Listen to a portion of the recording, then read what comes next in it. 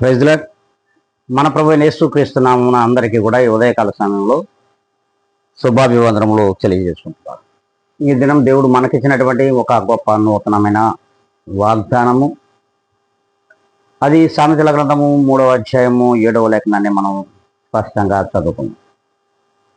దేవుని యందు భయభక్తులు కలిగి చెడు నడతను విడిచిపెట్టుము. అవును, దేవుడు ఒకటే మాట చెప్తున్నాడు. మన దేవుడు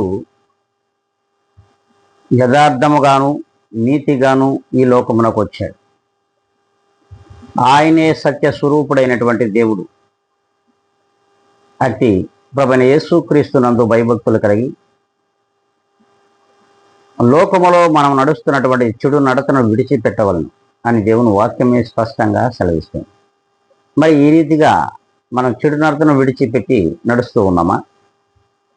ప్రేమైన క్రీస్తు మార్గములో నడుస్తున్నటువంటి క్రైస్తవ జనాంగమా, ఒక్కసారి మనల్ని మనం ఆత్మ పరిశీలన చేసుకుని ఏ దినం నుండి అయినా సరే మనము చెడు నడతను విడిచి మరి దేవుని యందు భయభక్తులు కలిగి జీవించినట్లయితే అట్టి జీవితము ధన్యకరమైన జీవితం అవుతుందని ప్రభు వాక్యం సెలవిస్తూ ఉంది. కనుక ఈ రీతిగా మనం ఉందాం అనుకుంటే అందరం కూడా తలలు ఉంచుకుందాం, కళ్ళు మూసుకుందాం, ప్రార్థనలో అవుతుంది.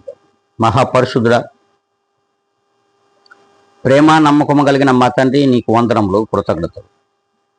తండ్రి, నీ వాక్యం వాగ్దానమై ఇదిగో మా ముందున్న జీవితాన్ని అంతటిని కూడా మంచి నడత నడవడానికి, మీకు ఇష్టకరమైనటువంటి జీవితాన్ని జీవించడానికి కృప చూపమని బ్రతిమలాడుకుంటూ మా ప్రభువును నీ ప్రియ కుమారుడును యేసుక్రీస్తు యొక్క గొప్ప ఘనమైన నామమున అడిగి వేడుకొని ప్రార్థిస్తున్నాను మా తండ్రి. ఆమేన్.